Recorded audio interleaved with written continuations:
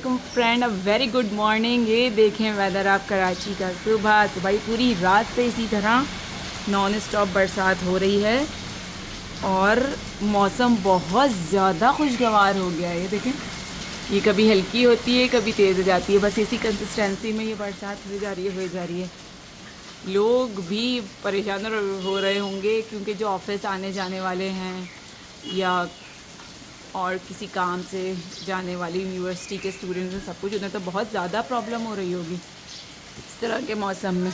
ये देखें, पत्ते सारे धुल गए, दरख्त धुल गया हमारे घर का, इतना प्यारा। और मैं भी अभी बच्चों को छोड़ने के लिए निकल रही थी। मैं सोच रही हूँ इसी इतनी बरसात में कैसे निकल के जाऊँ, कहीं रास्ते में फंस गई, गाड़ी वाड़ी बंद हो गई, पानी भर गया होगा कहीं रोड्स पे, तो सोच रही हूँ छुट्टी करवा लूँ क्योंकि इतनी बरसात में तो कोई भी आई थिंक नहीं आया होगा। मैं तो सोच रही फ़ोन कर रही हूँ, वहाँ पे तो कोई उठा नहीं रहा है, जवाब नहीं दे रहा।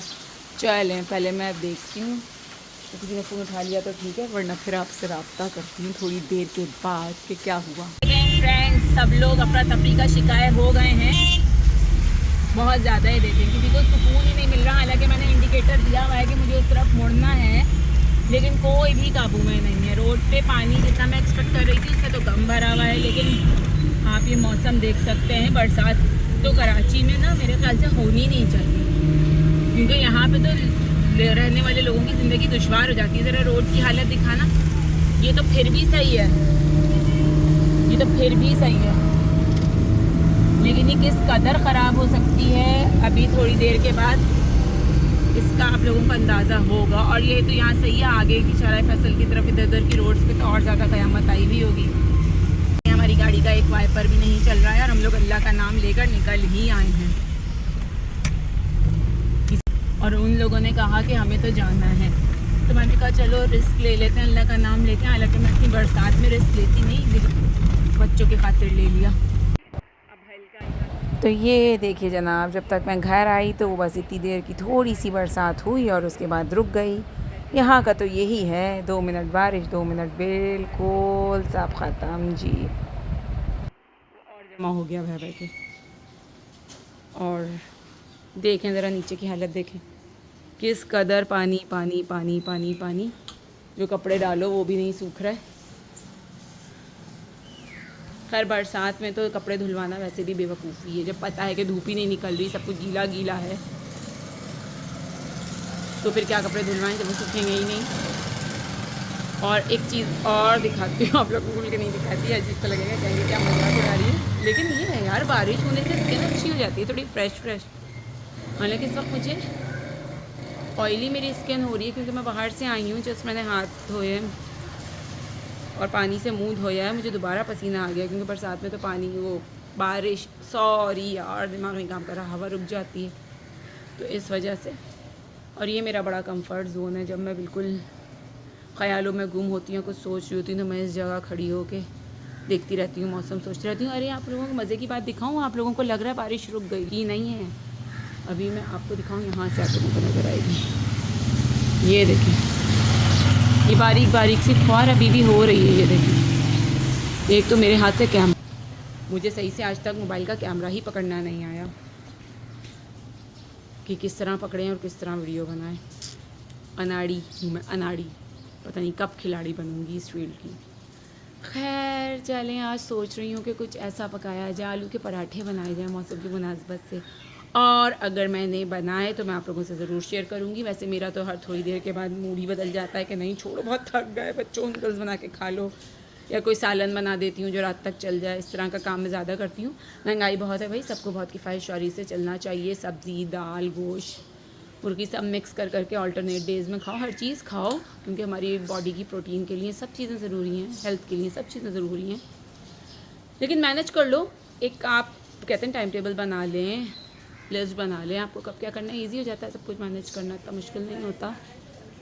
बस ये, अगर मैंने आज आलू के पराठे नहीं बनाए तो फिर मैं बेसन के पराठों की तरफ जाऊँगी, और मैंने वो भी नहीं बनाए तो मैं कहूँगी बेटा तुम लोग दोपहर में ऐसा करो, मैक्रोनी नूडल्स बना के खा लो, रात में कुछ बना लेंगे, क्योंकि मुझे अभी दोबारा इंटरनेट कोर्स करवाने के लिए PTCL के ऑफिस भी जाना है। और सोच रही हूँ कि बच्चों को वापसी में लेती हूँ, वहाँ जाऊँ, वहाँ लग जाता है आधा घंटा तकरीबन। घर आती हूँ ना, फिर मेरा फ़ौरन दिल नहीं चाहता कोई भी काम करने का और वो खाने का टाइम हो रहा होता है।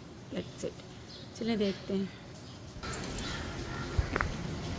साहब ने मुझे कैप्सूल लिख के दिया है, ये कोई जॉइंट की बोन की टैबलेट है, ये पेन किलर है। मैंने कहा था कि 2-3 दिन खा लें, थोड़ा सा जब पेन रिलीफ हो जाए उसके बाद स्टॉप कर दीजिएगा। तो ये मैं खाऊं। और ये कि कैप्सूल से उसके तो इंजेक्शन होते हैं, तो इंजेक्शन होते हैं यार, वो लगवाने जाना पड़ेगा हर हफ्ते और मेरे पास इतना ज़्यादा टाइम नहीं होता। सही है कि मैं जाऊँ, मुझे ना काहिल ही आती है इन सारी बातों से, थोड़ी सी काहिल हूँ मैं। और इसके अलावा जो पीने वाले इंजेक्शन होते हैं, सच्ची बात है मेरे हलक से किसी जूस दूध किसी चीज़ में डाल के पीऊँ, मुझसे नहीं पिए जाते हैं, मुझे वॉमिटिंग आ जाती है। तो बस ये वजह थी, मैंने कहा मुझे कैप्सूल। दूसरा सोच रहे होंगे कि चाय क्यों है दवा के साथ। खैर पानी भी मेरा रखा हुआ है, ये रहा पानी, दवा मैं पानी से खाऊंगी।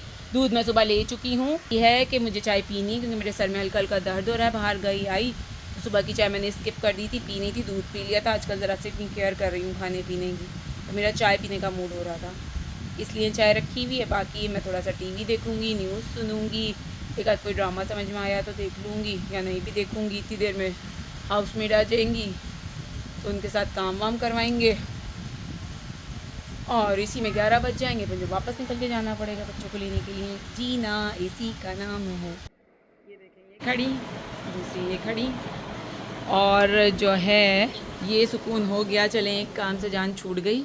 जैसे ये थोड़ी सी बरसात रुकी तो लोग बैक टू वर्क हो गए। अब घर एकदम नीट एंड क्लीन, साफ सुथरा।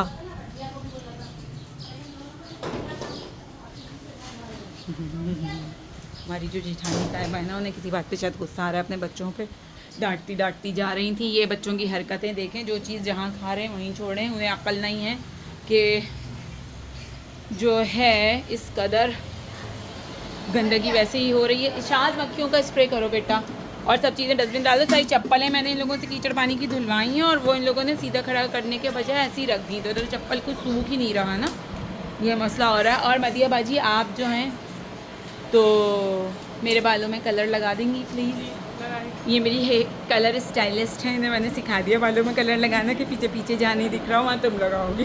तो देखें बाल वाइट वाइट हो रहे हैं ना थोड़े, तो मैंने कहा चलो कलर लगवा लूँ, फिर वॉश कर लूँगी हेयर्स।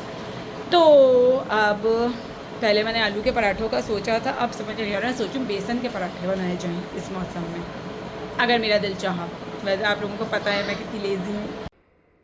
हाँ तो फ्रेंड्स, मैंने सोच लिया कि क्या करना है। आप देख रहे होंगे ये बेसन का रोटी का आटा मैंने गूंद लिया। इसमें मैंने थोड़ा हरा धनिया, हरी मिर्च, ज़ीरा, नमक, मिर्च, ऑयल सब डाल के, एक मुट्ठी इसमें आटा है चक्की का और बाकी पूरा बेसन है, ये मैंने गूंद के रख लिया। एकदम मुझे ख्याल आया चलो बेसन की रोटियां ही बनाई जाएं, क्योंकि रेड वाली और ग्रीन वाली चटनी मेरे पास एक खुश्का है। तो चलें जी, अभी मैं आपको एक बेसन की रोटी बना के दिखाती हूँ। दुआ करें सीधी बन जाए, जल्दबाजी के काम अक्सर शैतान के होते हैं। पहले मैंने सोचा मदिया बाजी जो मैंने अपना हेयर कलरिस्ट बनाया है ना, तो सोचा कि सबसे पहले उनसे बोलूँ मेरे बालों में कलर लगाने। उससे कहा मैं वापसी में लगाऊंगी, अभी मुझे बहुत काम है, आज मैं लेट हो गई हूँ वैसे आने में। मैंने कहा चलो ओके, तो इतनी देर हम लोग खाना वाना रेडी कर लेते हैं। तो आज हम ये वाली पार्टी करते हैं और हमारे साथ रहिएगा। एक सेकंड में बोले आप। अब मैंने इसके पेड़े बनाने स्टार्ट कर दिए हैं और मैं इसको इस ढकने पर रख लेती हूँ। पेड़े बना के सोच रही हूँ गर्मा गर्म जल्दी से अपनी सास के लिए भी भेज दूँ, वो भी खा लें। ये सारी चीज़ें अच्छी लगती हैं। और उसके बाद एक ही दफ़ा किचन के सारे कामों से जान छुड़ाकर बैठ जाएं सुकून से हवा में पंखे की। भाई इतनी गर्मी है, बारिश रुकती है, धूप निकलती है, हवा तो वैसे ही नहीं चल रही है, खास पसीने में हो जाता है इंसान पूरा। तो जी हमें कुछ भी बेलने से पहले स्लेब पे उसे बिल्कुल साफ़ करके कपड़े से और टिश्यू से पानी उसका बिल्कुल सोख कर लेना चाहिए। नीट एंड क्लीन जगह पर इंसान काम करे। और अब ये देखें, मैं बनाऊंगी देसी घी में पराठे। टेढ़े मेढ़े हो जाएं तो माजरत, क्योंकि इस आटे के साथ मेरे साथ ये प्रॉब्लम होती है कि कभी से तो सही बन जाते हैं बिल्कुल, कभी ये टेढ़े मेढ़े उल्टे सीधे ही बनते हैं। तो ज़रा माजरत के साथ, लेकिन खाने काबिल होते हैं और जायके में भी अच्छे होते हैं। तो जनाब ये देखें, हमने इसे तवे पर डाल दिया, किनारे फटे फटे कोई बात नहीं, पराठे ऐसे ही बनते हैं। तो जनाब इसे अब ये एक तरफ से थोड़ा सा सिक गया है क्योंकि मैंने प्री हीट किया हुआ था ना तवे को, तो मैंने इसको पलट दिया। अभी नीचे से भी थोड़ा सा सिक जाएगा। फ्रेंड्स तो ये तो आप फिर मैं लोग जो इसके ये अंदर दवाइयाँ देख रहे हैं मेडिसिन, रहा इसमें हमारा एक बोन्स देसी की दवा घी है, एक पेन किलर है, और ये और जो ये ऑरेंज हमने वाला है इसमें डाला। विटामिन डी का कैप्सूल, ये मैंने खाने के लिए लिखवाया क्योंकि ना मैं इंजेक्शन लगवा और सकती हूँ इसके ना मैं बाद पी हम सकती हूँ, क्योंकि इसको मुझे अच्छी पीने तरह वाले से से उल्टी आने लगती सेक है लेंगे। और देखिए लगवाने के कहीं लिए काला कौन ना जाए हो हर जाए, वीक मतलब एक, तो मैंने उनसे कलर लिखवा लिया इसका अच्छा आना ताकि चाहिए, गोल्डन मेरी तबीयत थोड़ी ब्राउन सी सा बेहतर हो गोल्डन जाए। येलो मैंने सा इतनी कलर ज़्यादा आना डेफिशिएंसी कर ली थी अपने दिखने में अंदर, अच्छा अब मैं लगता अपना है। ज़्यादा ख्याल काले रख काले रही हो हूँ जाते हैं ना, तेज़ आंच जब होती है तो उसमें बिल्कुल जल ही जाते हैं, फिर वो रहा अच्छे नहीं नहीं जा रहा। लगते। तो अब तो ख्याल जी रख रही फाइनली हूँ, ये देखें इंशाल्लाह दुआ हमारा ये कीजिएगा दोनों कि तरफ से जल्दी से सिक्के, तबीयत मैं बहुत बेहतर हो ज़्यादा जाए घी और मेरी, ऑयल का यूज़ नहीं करती हूँ, और बस उतना बस यूज़ करती हूँ जितनी पाबंदी से ज़रूरत होती है। ये खाऊंगी सिक्के तो इंशाल्लाह, और तकरीबन बाकी आप लोग तैयार की हो दुआएं गया होंगी तो है। ठीक हो जाएगी। तो अब हम इसको कर लेते हैं यहाँ पर शिफ्ट, और इसी तरह हम सारे पराठे बनाते जाएंगे। अब ये देखें, ये हमारा दूसरा पराठा हमने तवे पे डाल दिया। और ये आजकल की लड़कियों को सीखना चाहिए, जो छुई मुई बनी रहती है ना, वो आउच करती रहती हैं, हाथ जल जाएगा, कुछ नहीं होता, ऐसे काम करना सीखना चाहिए। कुछ भी जहाँ चिमटे की 10 पने की ज़रूरत है ना, बस वहीं यूज़ करो जो ज़्यादा ही चीज़ गर्म है, वरना हाथ इस्तेमाल करने से नहीं जल जाओगे तुम लोग। तो जनाब अब ये दूसरा पराठा सिक रहा है, पीछे करो। वाह, पर साथ अब में हमने मेरी इसमें समझ सीख मदिया डाल मजिया दिया, आ इसको गई। सेक रहे हैं हम। और ये देखें यहाँ से थोड़ा सा ना नरम होता है ना वाला आटा, देखें ये पहले वाले से भी ज़्यादा अच्छा सीखा है। ऐसी शक्ल इसकी होनी चाहिए, ये होती है असल शक्ल, सही है। और मैंने इसके आटे में थोड़ा सा मसाला डाला है ताकि अगर हमारे पास चटनी वटनी ना हो ना, तो हम उसके अलावा भी खा सकें। लास्ट पराठा यहाँ पे सिक रहा है, और बेटी साहिबा जो मोबाइल पकड़ के खड़ी हुई थी, हेल्प करवा रही थी, वो दस्तरखान लगाने के लिए चली गई हैं, क्योंकि उन्हें ताज़े ताज़े गरम गरम पराठे देख के भूख लग गई। तो मैंने कहा चलो ये चीज़ें तो गरम ही अच्छी लगती हैं, गरम गरम खाओ। गरम गरम सास को भिजवाया, अब बाकी के हम खाएंगे। और ये वो वाला पराठा है जो आखिर में पेड़ा नहीं बच जाता, नन्ना मुन्ना छोटा सा प्यारा सा, ये उसका बेला है, सबसे छोटा सा। और जनाब ये लास्ट फाइनली ये मैंने बना लिए हैं यहाँ पर, उनको भी भेज दिए हैं। अब हम इसको खाते हैं, इंजॉय करते हैं, फिर आपसे शेयर करते हैं। इससे क्या शेयर करेंगे, हमें तो पता ही है अपने हाथ का जायका। आप लोग तो खा नहीं रहे, जो आप लोग बताएं, बस आप लोग तो शक्ल देख के कमेंट्स ही कर सकते हैं या अपनी राय दे सकते हैं। प्यारी प्यारी देसी घी की जो खुशबू है ना, बच्चों को आजकल के पसंद नहीं होती, लेकिन कितनी अच्छी होती है और हेल्दी है भाई। और वैसे ही मैंने आप लोगों को बताया, आजकल मुझे विटामिन डी की डेफिशिएंसी जो हुई हुई है, तो उसकी वजह से मैं ज़रा एहतियात करूँगी भाई खाने पीने में। मुझे अपने बच्चों के लिए अपने आप को हेल्दी रखना है। अगर मैं बीमार हो जाऊँगी तो बच्चों को कौन देखेगा। बेटी साहिबा को जनाब सलाद बनाने पे लगाया। फाइनली हमारा छोटा नन्ना मुन्ना प्यारा सा जो पराठा था वो भी हमने इस पर डाल दिया सेकने के लिए। ये रहा हमारा घी का डब्बा, जिसको हम वापस बंद करेंगे, रख देंगे। और ये हमारा ये वाला पराठा अभी तकरीबन रेडी। अब सलाद बनवाती हूँ बेटी साहिबा से, और उसके बाद हम लोग खाना खाते हैं। तो ये देखें जनाब, ये उन्होंने सलाद रेडी कर दिए, क्योंकि वो अभी सीखने के प्रोसेस में हैं। और ये खीरा कट गया है। देखें एक बात, हमेशा आप कितनी भी तालीम हासिल करवा दें अपने बच्चों को, लेकिन जब तक आप उनकी तरबियत नहीं करेंगे वो तालीम बेकार है। और जब तक आप उन्हें बेसिक लाइफ स्किल्स नहीं सिखाएंगे तो भी सिर्फ तालीम हासिल करना उनके लिए बेकार है। आप उनको छोटे मोटे काम को ज़िंदा रहने के लिए, दूसरों की थोड़ी बहुत हेल्प के लिए ज़रूरी है सिखाएं। क्योंकि जैसे हम कहते हैं ना, दीन और दुनिया को साथ ले लेके चलो बैलेंस में, वैसे एजुकेशन को, तालीम और तरबियत को, एजुकेशन को, बेसिक लाइफ स्किल्स को भी साथ लेके चलना पड़ता है। ये मर्द और औरत की इसमें कोई तशख़ीस नहीं है कि मर्द करेंगे औरतें नहीं करेंगी, सब करें। जिसके जो करने का काम है। फैमिली नाम किस चीज़ का होता है? बच्चे और माँ बाप एक दूसरे की हेल्प करते हैं ना, फैमिली होती है। तो सबको सब कामों में जितनी एज के हिसाब से अपने जितनी हेल्प करवा सकता है करे, और चाहे लड़कियों चाहे लड़के। मैं तो सबको ये चाहती हूँ कि काम सीखें, और कोशिश कर रही हूँ, पता नहीं कहाँ तक कामयाब होंगी कि तालीम के साथ साथ थोड़ी बहुत तरबियत भी कर दूँ। दुआ कीजिएगा कि मेहनत रंग ले आए, बच्चे समझें इस बात को और किसी काबिल बन जाएं। फ़िलहाल मैं आप लोगों से तो पूछना भूल ही गई कि आप लोग मौसम एंजॉय कर रहे हैं या नहीं कर रहे हैं।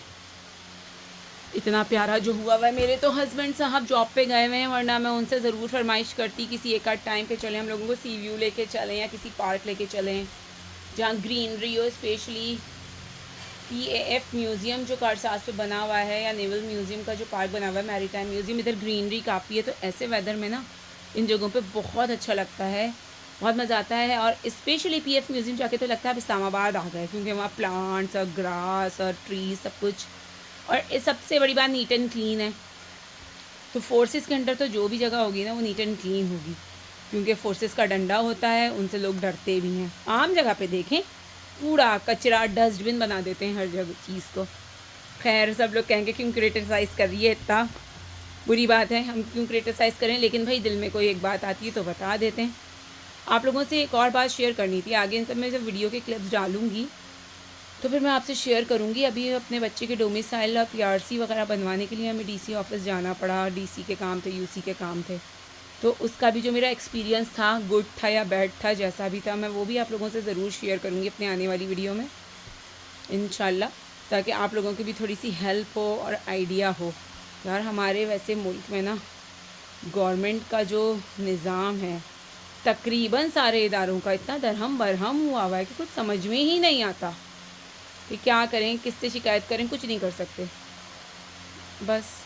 और देखें मैंने कहा था ना दांत के बीच में ये जो गैप है ये मुझे सही कराना है, या आगे वाले 2 टीथ की सोच रही हूँ स्केलिंग करवाऊँ, फिर डर भी रही हूँ कि कहीं ऐसा ना हिल जाए असली दांत, लेकिन ये भी मेरा एक पेंडिंग काम है जो मुझे करवाना है। एक दिन बहुत दिन हो गए मैं किसी सैलून में ही गई, जाके वहाँ पे अपने ऊपर भी थोड़ा सा तवज्जो दूँ, सारे काम आहिस्ता आहिस्ता करके निमट रहे हैं, तो इसके बाद अब थोड़ी सी अपने ऊपर तवज्जो भी दें, क्योंकि बहुत बीमारी और बिज़ी शेड्यूल देख लिया, थोड़ा सा अब मौसम अच्छा है ना तो हवासों पे भी अच्छा असर डाल रहा है। गर्मी तो खैर कोई 19-20 ही कम हुई है, हब्स उतना ही है, पसीना उतना ही है, धूप की शिद्दत में कमी आ गई। खैर कमी क्या ही, धूप निकल ही नहीं रही 2-3 दिन से, तो कमी तो ऑटोमेटिकली आनी थी, बरसात के मौसम में इतना आबर है, लेकिन जो हवा है ना वो बंद हुई हुई है, इसकी वजह से इतना हब्स है, पसीने वाली गर्मी ना। और वैसे ही कराची में तो समंदर की वजह से ह्यूमिडिटी बहुत ज़्यादा होती है, ऐसे मौसम में और बढ़ जाती है, दिमाग ख़राब हो जाता है। थोड़ा सा ड्राई मौसम हो ना, तो गर्मी हो चाहे बट पसीना नहीं आए ना तो फिर भी चल जाता है काम किसी तरह। लेकिन यहाँ तो भाई क्या करें, आगे आने वाले वक्तों में तो पता नहीं कैसा क्लाइमेट होगा, क्योंकि जब हर जगह से दरख्त काट दोगे, पौधे उखाड़ दोगे, और जो पौधे और दरख्त लगाओगे वो ऐसे लगाओगे उल्टे सीधे, जिससे क्लाइमेट पे और ज़्यादा बुरा असर पड़े। कोई कॉमन सेंस ही नहीं है, यूज़ ही नहीं करते कि क्या सही है। लोग अपने अपनी कंट्रीज़ को, अपनी अपनी सिटीज़ को इतना खूबसूरत बना रहे, टूरिस्ट प्लेस बना रहे हैं, टूरिज़्म के ज़रिए कमा रहे हैं, और हमारे तो मुल्क में इस चीज़ का कोई सेंस ही नहीं है। मुझे लगता है किसी को ब्यूटिफिकेशन का कोई शौक़ नहीं है, पैसे कमा लो, बिल्डिंग्स खड़ी कर दो, और बस ये सब कुछ चलता रहता है। अपने बारे में सोचेंगे, अरे अपने शहर को, अपने मुल्क को तो खूबसूरत बनाओ, लोग खुद ही आना शुरू हो जाएंगे। देखो तुम लोगों की जो आमदनी किस तरह बढ़ती है। उस दिन मैं यूट्यूब पे एक वीडियो देख रही थी, वहाँ पे ओल्ड बांग्लादेश जो है और जो न्यू बांग्लादेश की न्यू सिटी उन्होंने बनाई है, तो उसकी जो कंस्ट्रक्शन वो इतना अच्छा, हमारे मुल्क से ज़्यादा अच्छा था वो लग रहा था। इतना नीट एंड क्लीन, इतनी प्रॉपर बिल्डिंग्स, रोड साफ़, गलियाँ साफ़ साफ़ साफ़, खुद ही अच्छा लग रहा था देख के। और एक ये है, खैर ये मेरा दुखा हुआ दिल है जो मैं आप लोगों से शेयर कर रही हूँ, एक्सप्लेन नहीं कर रही, शेयर कर रही हूँ अपने दिल की बातें। इस पर क्रिटिसाइज़ भी हो सकती हूँ, इस पर कुछ लोग अप्रिशिएट भी कर सकते हैं, लेकिन हमारे हाथ में तो कुछ भी नहीं है। हम तो सिर्फ अपने घर के बाहर से झाड़ू लगा के उसे साफ़ कर सकते हैं, अपने घर को अंदर से साफ़ रख सकते हैं। जिसे सफाई का शौक़ नहीं होता ना, वो पूरी ज़िंदगी सफाई नहीं करेगा, और जिसे है वो झोपड़ी को भी साफ़ करके रख लेगा और वहाँ भी 4 पौधे उगा लेगा, बस ये। और मुझे अभी आप लोग एक बात बताएं, मैं आप लोगों को एक चीज़ दिखा, मैंने गमले में ना जो फ्रूट्स खाए उसके बीज डाल दिए, जो फ्रूट्स खाए उसके बीज डाल दिए। अब आप मुझे ये बताइए, मैं आप लोगों से एक चीज़ शेयर करना चाह रही हूँ, मुझे नहीं पता चल रहा ये कौन से बीज में से पौधे निकले। ये आप लोग काइंडली मुझे बता सकते हैं ये किस फ्रूट का पौधे हैं जो निकल आए हैं, कौन सी सीड से? बस मुझे इसका आप लोग बताएं ताकि मैं इसकी वैसे ही केयर करूँ। निपटा के रखूँ, 15 अगस्त आते में टाइम भी नहीं लगेगा, यूँ आ जाएगा, तो सही है। तो हो सकता है मुझे आगे वीडियो कंटिन्यू करने का टाइम ना मिले, अगर टाइम मिल गया बनाई तो फिर मैं कल के व्लॉग में शेयर कर दूँगी। ओके, अल्लाह हाफ़िज़, अपना बहुत सारा ख्याल रखें।